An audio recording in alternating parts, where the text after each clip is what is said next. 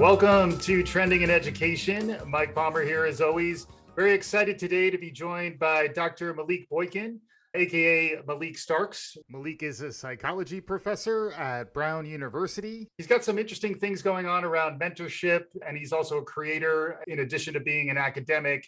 Lots of trends for us to explore with him. But before we get to any of that, Malik, welcome to Trending in Education. I appreciate it. Thanks so much for having me. We always begin by asking for our guests' origin stories. Can you catch us up on how you got to this point in your professional life?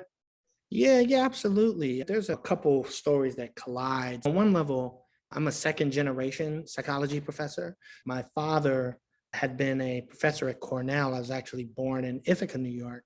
But by the time I was in kindergarten, he had left Cornell for Howard University in Washington, D.C. And there was a visionary cat named Les Hicks, who passed away just a couple of years ago, who had this vision of like, we're going to build a first-rate PhD program in psychology here at Howard. And bringing my father over from Cornell, and Curtis Banks, who was at Princeton at the time, left and came to Howard. And that was what I grew up in when on those days where there's a lapse in childcare or something, you got to go to work with your parent. For me, going to work with my dad was going to a psychology department at Howard, where many of the professors and many of the graduate students and undergraduate students were Black people working on psych degrees. Yeah. That was the kind of context, one of the contexts for my childhood. But I also got bit by the music bug pretty early and was working on hip hop music and things. And by the time I got to college, it was pretty clear that I was much more focused on music. So I actually left school to do that.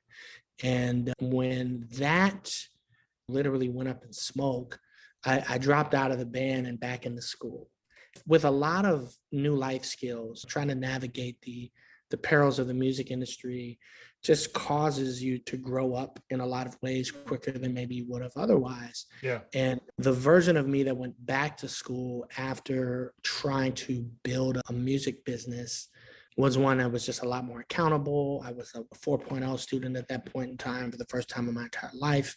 And that kind of begat me to, pursue a PhD. Got rejected from all the PhD programs I applied to, got into a master's program at Columbia University and continued the 4.0 winning streak there. Got some really great mentorship from Edmund Gordon, who turns 100 this year. Wow. And who's still writing. He and I actually have a writing project that we're doing together now. And under his tutelage, I was able to get into the PhD program at UC Berkeley. And that was a great experience. Won a bunch of fellowships.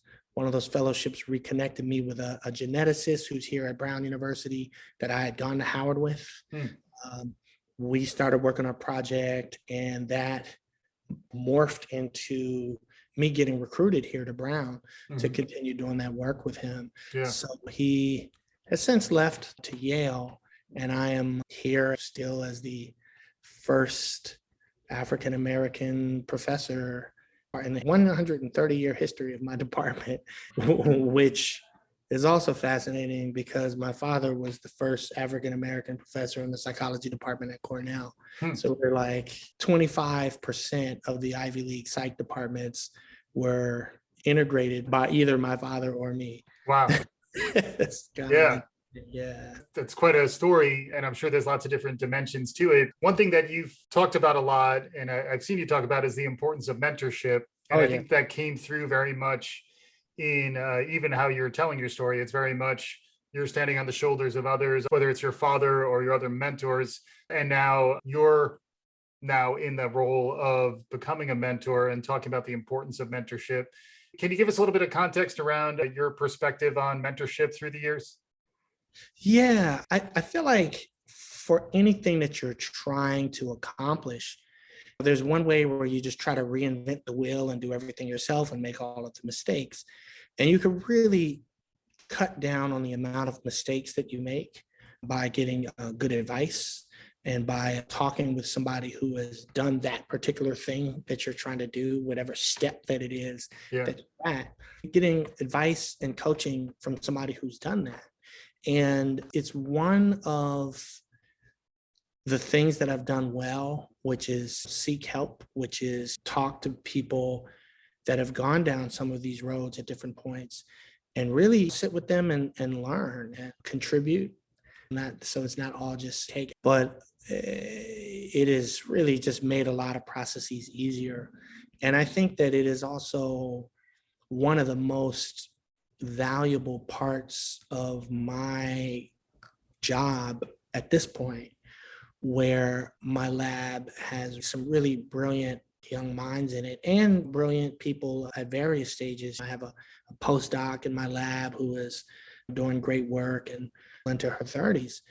And seeing the wins that they put up and seeing the various ways that they grow through publishing things and learning about the research process, or learning how to bring their ideas to fruition, or getting more comfortable with statistics and things of that nature, where the talent is all there, but folks just need a little coaching on this point or a little feedback on that point, and then they're off accomplishing things that you never would have dreamed of, and it ends up being a part of what your work is all about. Yeah. And that has been tremendous for me, in the same way that the things that I've been able to accomplish, given the advice and mentorship that people have invested in me, the way that it's been tremendous for those people. Few things feel better than getting a message from a person that's invested in me, telling me that they're proud of me for what I've been able to accomplish, and how it really has given purpose for the ways that they have invested in younger people. So yeah, that makes a lot of sense. And it does sound like you've been able to study some of this to a certain extent. I'd love to hear more about how you're able to connect your academic research to the purpose, mission-based aspects of your life. Can you talk a little bit more about the areas of research that you've been drawn to as a psychologist, and how maybe from there we can get a little more into the music piece too, where what's interesting is you do seem to be able to work both sides of your brain, or however you want to describe it. But maybe beginning with your academic focus, can you talk a little bit about the type of research you're doing and what drew you to psychology? Sure. There's almost three different questions, right? To tell the story about the pathway into PhD for me actually goes through music. There was a period in time where my buddy Cliff and I had a rap group.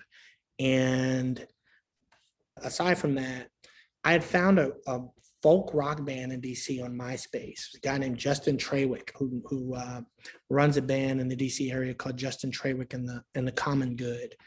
And they were performing at a lot of awesome venues around the city. And I was just like, man, whatever you all are doing, this is phenomenal. Keep it up. And they were like, actually, we're looking to diversify our sound a little bit, and was wondering if you'd be willing to come and rap with us sometimes. The next thing, I'm like, rapping as the only Black person in a 6-piece folk rock band. And we're playing in places in the country that I just would never have gone by myself. We're in venues in Appalachia and West Virginia, where folks are coming up to me telling me I'm the first rapper they've ever met in their entire lives, and how much they appreciate me bringing this music to their community. And there was so much that I had learned about diversity from being in a band with 5 white dudes who could not have been any more different from each other, right? Yeah. You know, there's one guy was a Muslim from New Hampshire, like a white Muslim from New Hampshire who played the drums. The white guy that was playing the electric guitar for the band was Jewish. And the lead singer had decided to, pursue a career in communications, and then the band, after deciding not to go to seminary school. It's like right there, like, it's holy smokes. I'm just hearing all these guys' backstories and origin stories. And it's just this experience of contact. I had grown up in a pretty homogeneously Black and brown. It was like you were Black or Latino where I came from. Yeah. It was like my first white friends, and learned a ton from them. They learned a ton from me. And then I discovered contact theory research and just ways that building friendships across difference can really reduce anxiety in cross-racial settings.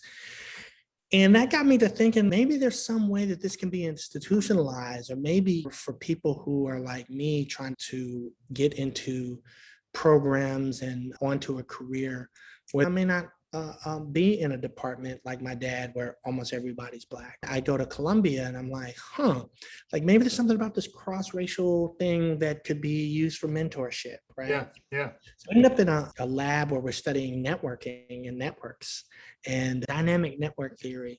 Jim Westerby also provided me a lot of mentorship during my time at Columbia. And that I put this contact theory with the networking theory together and thinking about power dynamics and cross-racial mentorship. That'd be a great thing to study. And sent that application to UC Berkeley, where Rodolfo Mendoza-Denton, my PhD advisor, said, Malik, I just got an NSF grant to study this exact thing.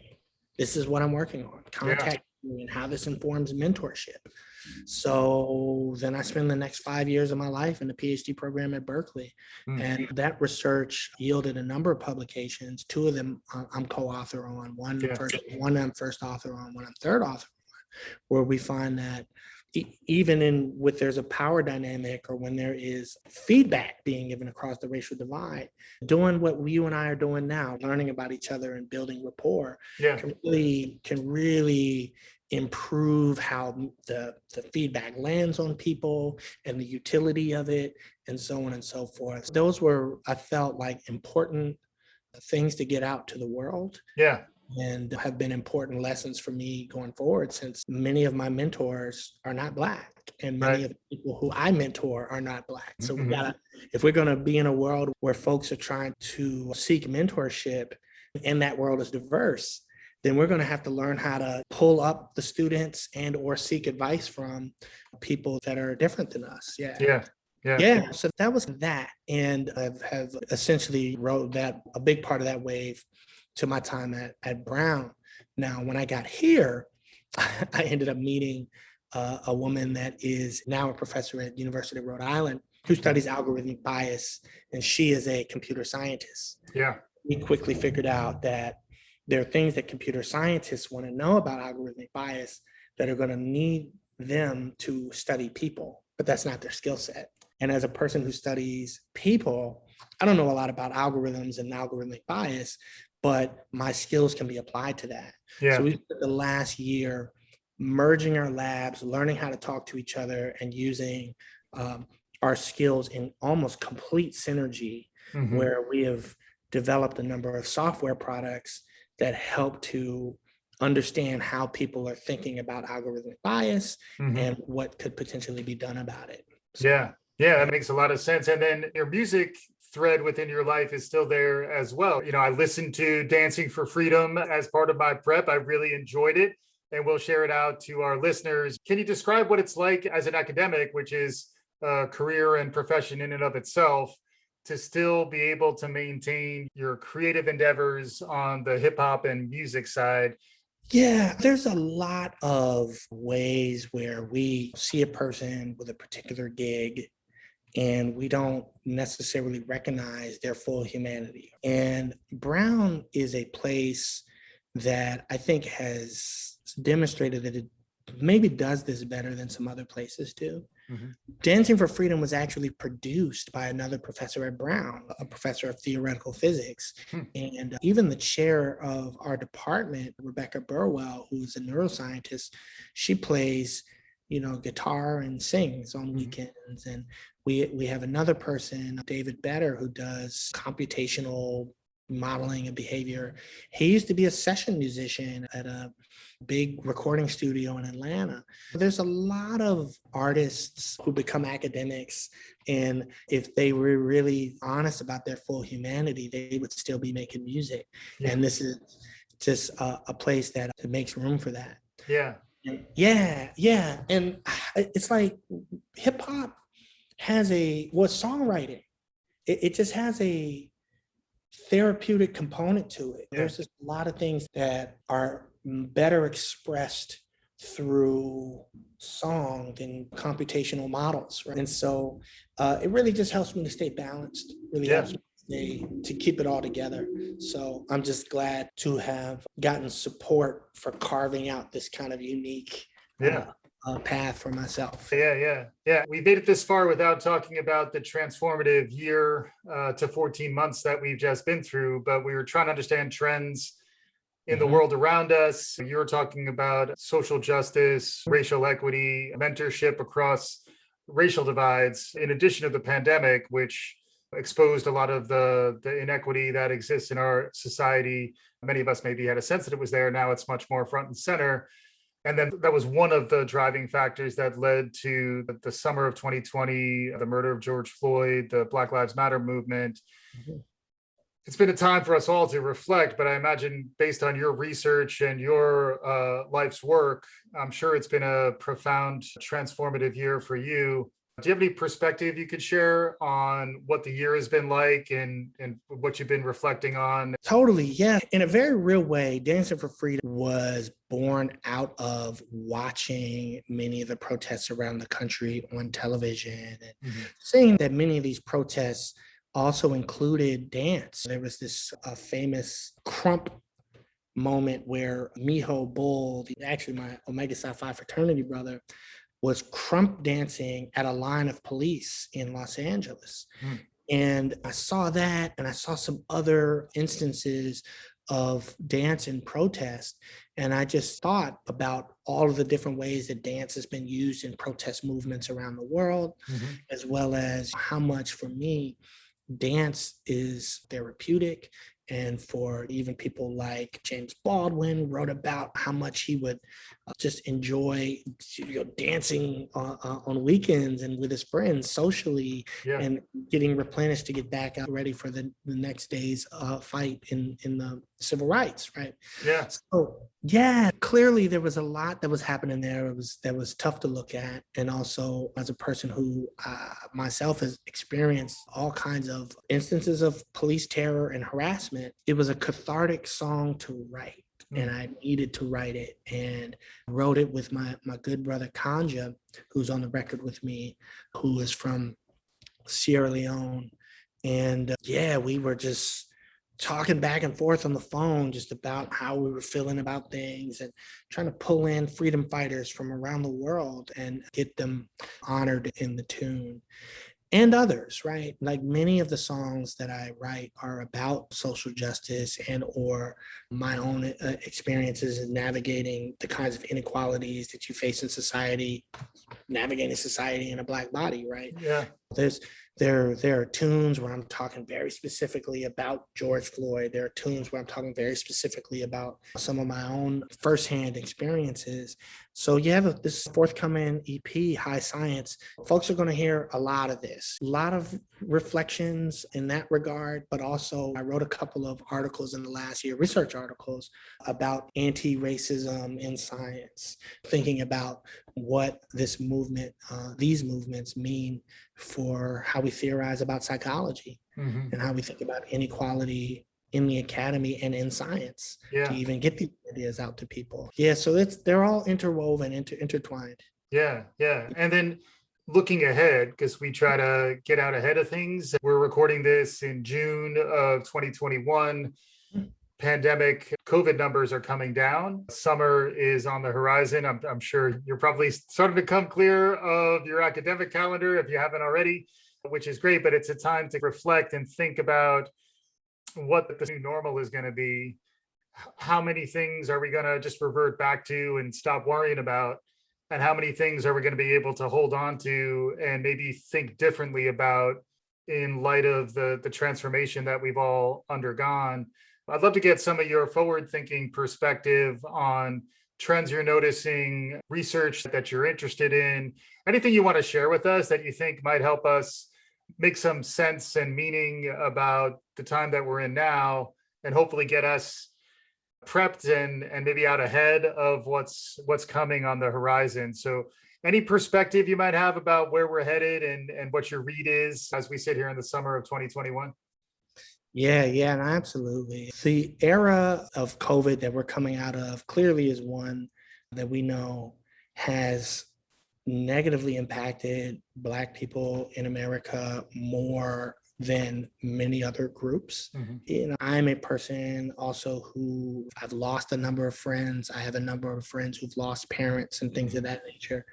And you see also things like the arguments that, oh, it has to do with genetics or something like that, when, it really has a lot to do with inequality in society that we're just going to need to think about. Yeah. And then even here in this exact moment where we're in a place where getting a vaccine is pretty easy to do. I still have friends in other parts of the world, in the global South, as they say, South America and Africa and other parts of the world, where this is, still a problem, right? It's something that we are in a place where we have a lot of privilege to protect ourselves, where one thing that just needs to happen is that we figure out how we can contribute to more people getting, vaccinated globally, because it'll come right back and bite us also. On one level, it's like help that part of things because it's the right thing to do, but also taking our eye off of what is happening to people in other parts of the world is really how we got ourselves in this issue in the first place. Right? That is a lesson that we are currently proving that we didn't just learn.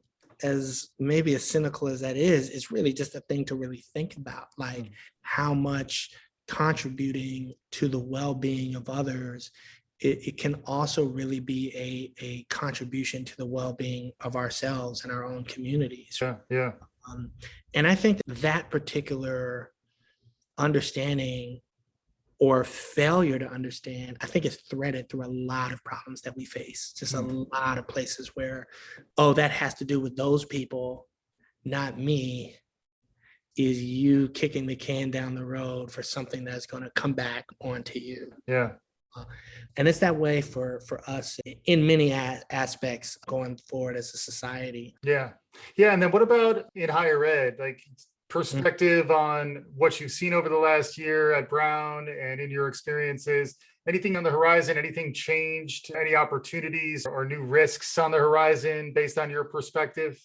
Yeah, I think that to this point, a person who is actively thinking about inequality in their research is more likely to make the point that I just made. But in many departments around the world, many academic and higher ed departments, and in many textbooks and curriculums and syllabi, these voices that are actively talking about inequality oftentimes aren't there.